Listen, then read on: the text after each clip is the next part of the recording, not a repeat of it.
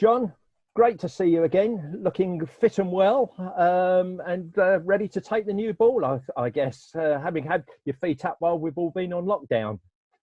I've been doing quite a bit of walking, so the knees are starting to struggle already. So you can forget that new ball and any long run up that you might have in mind. But still quite fit, quite happy to be. I'm missing not seeing any cricket on telly, of course. Yeah. Let's just do a brief statistical review of your career, just to paint the picture. First of all, you played under three Essex captains, didn't you? Brian Taylor, Keith Fletcher and Graham Gooch. At the age of 18, you made your debut. That was in 1967 and went on for 22 years.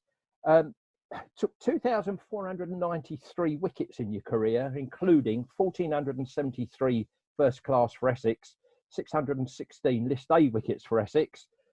Also played 21 tests and took 73 wickets. Far too few for a man of your ability. The test match appearances, I mean, not the wickets, but we'll come back onto that later. And somebody's worked out in your career, you sent down 120,064 deliveries. You mentioned your knees there. Can you believe that figure? That's why they ache. Obviously, that's why they ache. But the good news is that there wasn't too many extra ones, because unlike my dear mate at the other end when I started, and that was Keith Boyce, he had a terrible problem with no balls. Yeah. And we worked and worked and worked on him, but he struggled all the way through. I think one year he bowled well over 100 in half a season. Yeah. But some of those, of course, abroad in Sri Lanka were actually 8-ball overs, weren't they, earlier on in your career? Early doors, yeah. We had. I came in right at the end of the 8-ball over situation, and the funny thing was, what everybody thought was that the 8-ball over could probably work in England with our climatic. Easygoing climate, but out there 8-ball overs were an absolute nightmare. Yeah, they really were. It was, it's never going to end. Indeed. We're going back to that Essex career and that tremendous haul of wickets that you took, and the longevity of your career. I mean, you were really a captain's dream, weren't you, with your left arm pace bowling, had the ability to swing it both ways. And that was an integral feature of how you played your part in Essex, winning 4 championships and 5 one-day titles, and that would have given you so much satisfaction to do that for a county that you were born and bred in and loved dearly and still do. Absolutely, and a county that had never won anything. I think it was Fletch sort of instilled it into us that when we did win those first 2 trophies in that year, that we were the first Essex side to bring home anything for the cabinet. And he said, you will go down, you'll be remembered forevermore. And it meant a lot to us. It really did. As far as I'm concerned, I was very, very lucky just being born to be left-handed, because that was something that so many batsmen in the early days didn't have a clue. They really, even, dare I say it, but even the great Mr. Boycott didn't like left arm overs, and it was my saviour as a cricketer, and that's what got me the wickets and got me into the England side, I think. Yeah, just let's going back before you emerged on the county scene. You were a useful sportsman, weren't you, at school as a kid? Played football, played at a decent level of football, didn't you? School's football and cricket. But I think a certain guy that became quite a personality and a legend in the football circles actually persuaded you away from football towards cricket, didn't he? In a trials game you had? Well, at the age of 14, I think it was 14 or 15, I thought I was good enough to go and represent the district, Ilford district, at football. And I turned up at a trial. And I didn't disgrace myself, but I was way off the mark, especially when I saw this guy playing, and his name was Trevor Brooking, and he went on to be the sort of player that everybody dreams about, could use both feet, gentleman to the end, didn't go around swearing or spitting. And I just thought, yeah, that's if I could have got there, that's the sort of player I'd like to have been. Yeah. And a bit later on, he turned up at a trial for cricket, and Right. he wasn't the worst cricketer. He played some good club cricket. Right. And of course, Jeff Hurst actually went and played a game for Essex, didn't he? He did. Yeah. We used to play. I was involved with Ilford Cricket Club, and we used to play West Ham United on a Sunday once a year in the off season, which came to an end obviously when the off season got shorter, but also insurance companies said you're not going to be bowling at our boys, you might injure them, and quite rightly so. That all finished, but all of them, they could all acquit themselves. They were good athletes, you know. They could all run, catch, throw, and they enjoyed it. They really did enjoy it as much as we did, and that was probably the biggest crowd that we'd ever get on a Sunday afternoon over at Ilford Cricket Club. Yeah, you said there you joined it, Ilford. I think that was in '64, wasn't it? And 3 years later, you were making your debut for Essex. So there's quite an outstanding progression through the ranks for a youngster at that age, John. Yeah, I think so. Especially that the school that I was with didn't really play an awful lot of cricket, so I think I owe those early days to a coach called Bill Morris, who was at the indoor cricket school at Beehive Lane. And he took an interest and he helped me no end and said, look, if you're serious about playing, come and play club cricket. He didn't say don't play school cricket. I did play some school cricket, but that's where I started to play. And in those days, it wasn't Colts cricket. You played in men's sides. So at the age of 14 and 15, I was playing for Ilford third team and learning quite a bit. I thought quite a bit. Yeah. But I guess the real learning curve came when you were unleashed on the first class scene, wasn't it? But the real learning curve was having Tonker as my first captain. That was an eye for a start. Well, I was going to ask you about it because, curiously, I mean, there was a guy that made 300 odd consecutive appearances, which in itself is a fantastic achievement. But on the occasion of your debut, he wasn't actually keeping wicket, was he? Rodney Cass kept wicket that day. Tonker played, he was captain. Well, I think you're grateful to Rodney Cass for holding on to a catch and an outstanding and memorable dismissal in your very first game. Tell us about that, John. Yeah, I think it was. Cassie was a talented keeper, and Tonker was trying to give him a chance. Tonker was sort of coming towards the end of his career, so give the youngster a go. And Cassie was king. We played Worcester, and it was at Ilford, so I felt reasonably relaxed for a debut game, playing at my club. No worries about which end I was going to bowl, and I got an early wicket, which was Don Kenyon. Yeah. But the second wicket was the big prize of Tom Graveney. He nicked one and wandered off. In those days, you didn't have to appeal too much. The batsmen used to put the bat under their arm and walk off, which was quite nice. But that was certainly a moment that I'd never forget that. Never. No.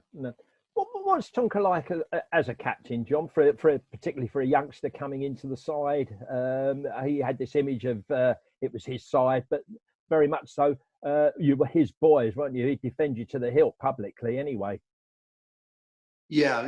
He was very, very much a sergeant major as a captain, and I think we were a young side. I think we needed somebody of that ilk to keep us in check. It would have been all too easy to go to away games and think, oh, here we go, we're out, we're going to have a few beers and enjoy ourselves.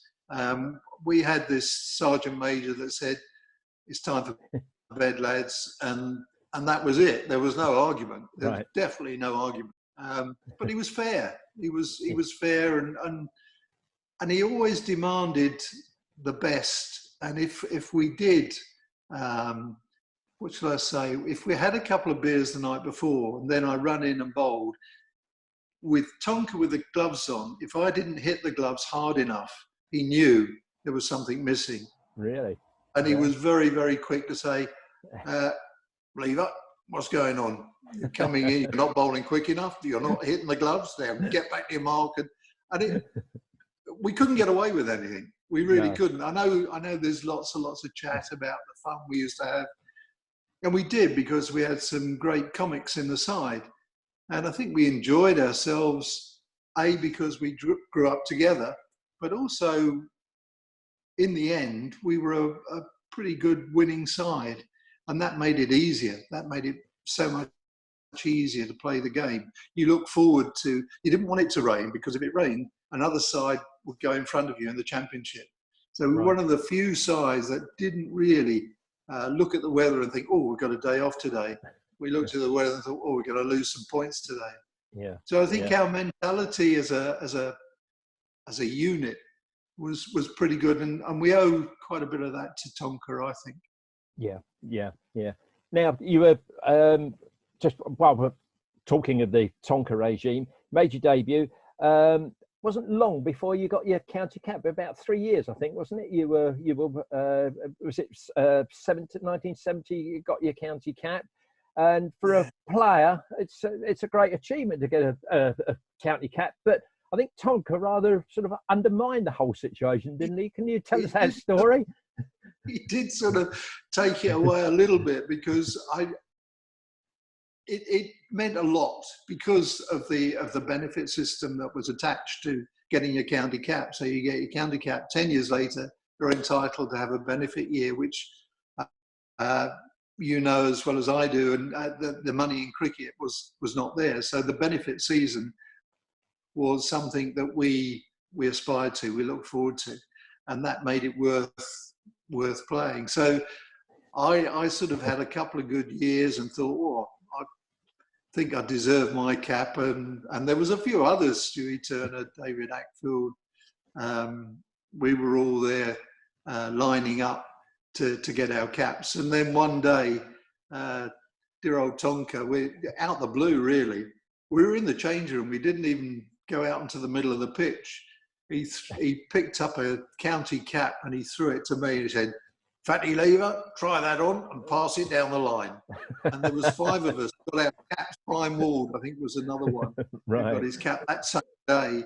And I mean, we were chuffed to bits, but it did take a little bit of the gloss off it, I have to say. Yeah. But I suppose that was Tonka, wasn't it? Really. That was Tonka. It was.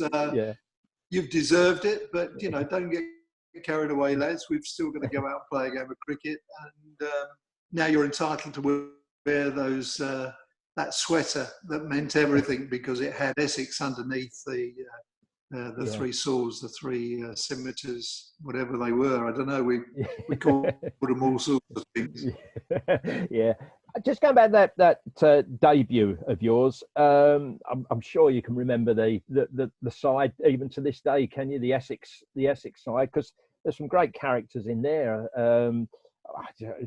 Gordon Barker for a start, and Mickey Bear, Brian Head-Meads. Yeah. Brian's still around up in Scotland, I think, or somewhere up there. We've lost Barry and Gordon. But yeah, there was some characters. I think every county at that sort of stage had a Yorkshireman in their side. The Yorkshire were producing, similar to Essex, I have to say, producing lots and lots of good players. And of course, they couldn't keep them all. Right. And we got Gordon, who was a fine player, I think 20,000, 30,000 runs for Essex. And a real nuggety player, and he went down well and became a very, very good coach, and went to Felsted School and produced some great cricketers for Essex. Yeah, but it was something that I know a lot of members get a bit upset that we've lost a few players over the years, but you can't keep everybody, and everybody wants to play and. To be sat on the sideline in a short career. If you play, to be honest, if you play 10 years, you've had a good run. So to be sat on the sideline when you think you should be in the side doesn't go down with a lot of people. No. But there are other names there as well. One KWR Fletcher that was going to have such an impact on your life.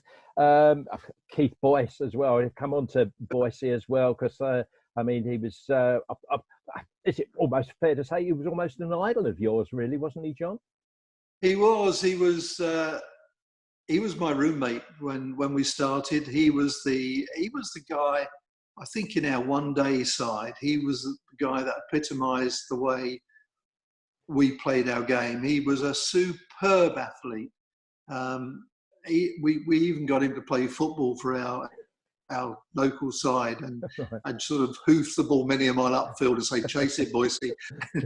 He'd get her in front of everybody else. But he really was. He really had one of the best arms I've seen. He slogged it miles, and he could bowl it quick. And he was the perfect all-rounder. But when we did start that journey on the John Player League and I think it was probably the Gillette Cup in those days before the NatWest Trophy. Yeah. But he was, to me, he was. I got very emotional that he had to give up because of his knee.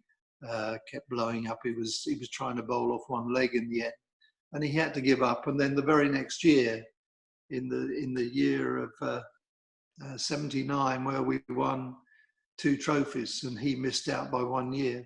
That's not taking anything away from Norbert. Dear old Norbert Phillip was a great acquisition and a good cricketer. But Boise, to me, was what Essex was all about. Yeah, yeah. Trevor Bailey played in that game as well. He did. On your debut, didn't he? He did. I played 1 season with Trevor, and I remember one particular game we played against Leicester at Grace Road, which isn't the best place to play your cricket. But dear old Trevor toiled away at one end. He had a lovely action, and I think he got fifer. I think he got 5 wickets, and Mike Turner came onto the tannoy system as Trevor was walking off, saying, "Not sure that we're going to see Trevor again on this ground. What a great performance from this fantastic England and Essex cricketer." And the crowd that was clapped him off the field. And I thought it was quite nice to be part of that. It really was. Yeah. A couple of other names as well. Robin Hobbs, who was to obviously be such a stalwart for Essex cricket, and one Raymond Eric East, and I'm sure we'll perhaps mention him later on in this interview anyway. And if we don't, Raymond will be on the phone to us and telling us anyway. But I think, that was quite an intimidating lineup. Some of those senior players for a youngster coming into the side. But you were saying that some of the players grew up together, and of course you, Hobbsy, Easty, Fletcher as well. You'd, if you like, tasted the unsuccessful times, forged the team spirit. So when in '79 Essex finally cracked it, the success, presumably, possibly meant so much more. I mean, this term team spirit is thrown around for winning sides. Well, it's easy to do. I mean, if you haven't got this spirit when you're winning, you're never going to get it. But you learned how to win, didn't you, as a team? And I think perhaps, you appreciated the successes more because you'd had so many years without winning a single thing. And we came very, very close. We came second so many times in that John Player League. And, I can remember at the beginning when the one championship and we were finishing 15th or 16th. And it was a learning curve and a chance for youngsters like myself and Easty to play. I think now in today's cricket, you wouldn't get the same chance. The instant success that everybody clamours for means that you go for a Colpack player rather than stay with a local homegrown player. And I feel quite strongly that I'd still like to go back to one division on the cricket. And so that, all right, if you're not having a great year, but you will stay with your players rather than try and get somebody else in to keep you up in Division 1 or stop you from going down to Division 2. And I think that's where we benefited. So we had some pretty lousy days in the field. It wasn't easy. We got smashed around. We can all remember those days, and the odd chirp from Ray East or from Hobbsy kept us going, and I think that also it sort of taught us not to take ourselves too seriously. Because I had a good day one day, and I walked in off, and I felt quite pleased with myself. And obviously said, "Well done, Jake. Just another line in wisdom, though, really, isn't it?" Obviously. Brilliant. Yeah, but 78 was the year when Essex got to the cusp of success, wasn't it? I think we were second in the championship, only to Kent. They lifted that title that year. We were 19 points behind them. And then the famous Gillette Cup semi-final when we lost out to Somerset on the cruelest way possible because we'd lost, or they'd lost fewer wickets. The score was level at Taunton, 278, I think, both sides scored. But yeah, they lost fewer wickets. Great game of cricket.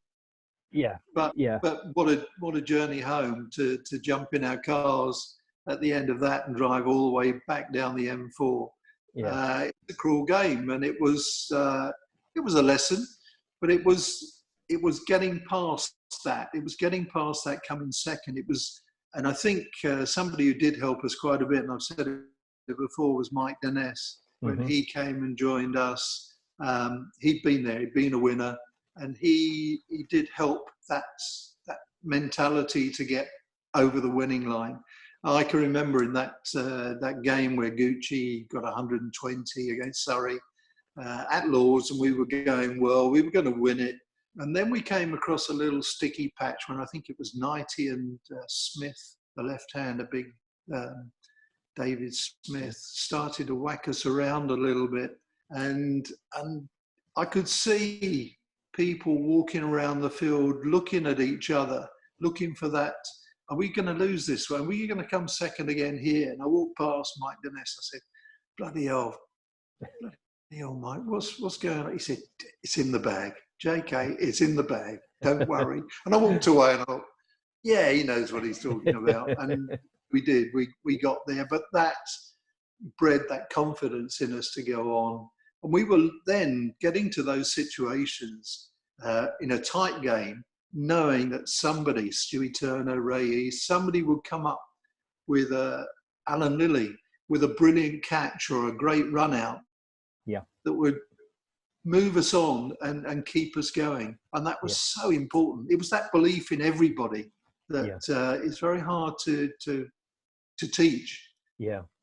And that was what a memorable occasion. Anybody that was there, be a supporter or player, committee member, will remember that day, because it seemed that virtually all the county plus had turned out to watch it. It must have been 75, 80% of people willing Essex on to win, probably because of the Surrey connection, the large county there. And there's little minnows Essex put themselves up against them.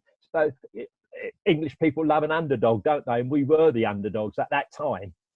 And it was all Essex members there. It was something that I found out later on when I played for England in India.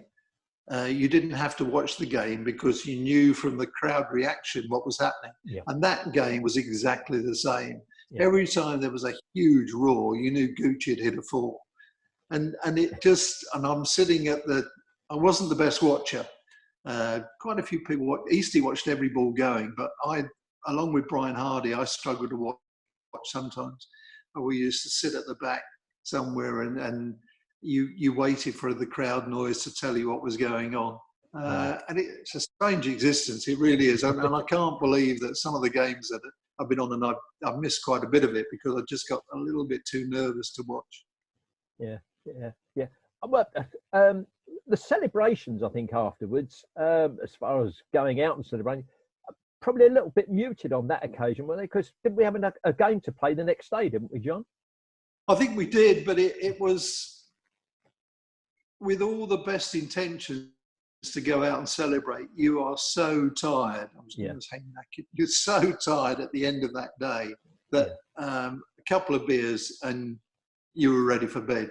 And all the what shall I say? All the wives or the ones that were the partners that wanted to go out, and I think that the next time after that first one, we did organise some sort of dinner or some sort of meal together. But that first one, we were a little bit, I say we weren't expecting to win.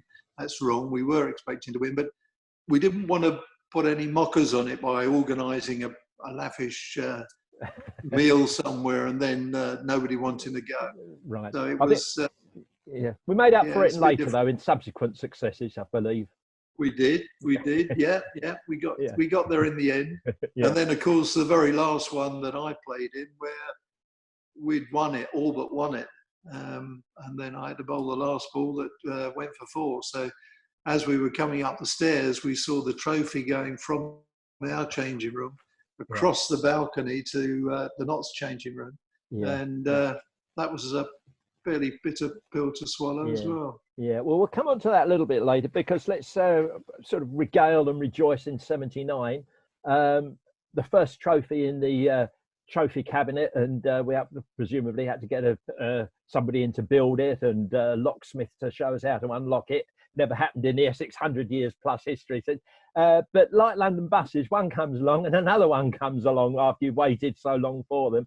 And we went on and won the championship, didn't we? And that was a staggering win, because we won it with, I think there were 4 games still to go when we finally lifted it at Northampton, of all places. And with all due respect to Northampton, not the, shall we say, not the most aesthetically pleasing ground around the circuit. It's improved quite a bit now, but in those days with the football ground at the far end, it wasn't too good, I have to say. And yeah, we were so many points in front. And I think it was, we had that mentality from Fletch that drawing games didn't really win you championships. He said you could lose games, but if you won 6 or 7 games, you were up there. You were knocking on the door to win something. And so it was always that positive situation that we went into every game. And of course, we had a side with those batters, Kenny and Gucci and Fletch and all the others that wanted to bash the ball around. So we got our runs quickly and gave us plenty of time to bowl the opposition out. And in that situation, every time I ran into bowl, or was it Norbert or Neil Foster or Pring, we had lots of catchers round the bat all the time. We weren't too worried about the runs. We were more concerned about picking up wickets. And I think that worked really well for us. Yeah, indeed. And obviously that was that set the tone, set the standards, didn't it? All of a sudden, there's an expectation that's come into the side and the supporters that had never been existed before. Essex know how to play this game. So in subsequent years, there was that little bit of pressure there to perform that perhaps players hadn't experienced before, John? Yeah, I think so. I think that the side sort of changed slowly. And this is where I'll probably say it more than once, that Fletch was such a good captain that he managed to bring people into the side, and they were ready to come in. They enhanced the side, and some of them were brave decisions, because you're leaving out mates. You're leaving out people that you've played a long time with. I can remember in the early days with dear old Tonka, we went in with 3 spinners.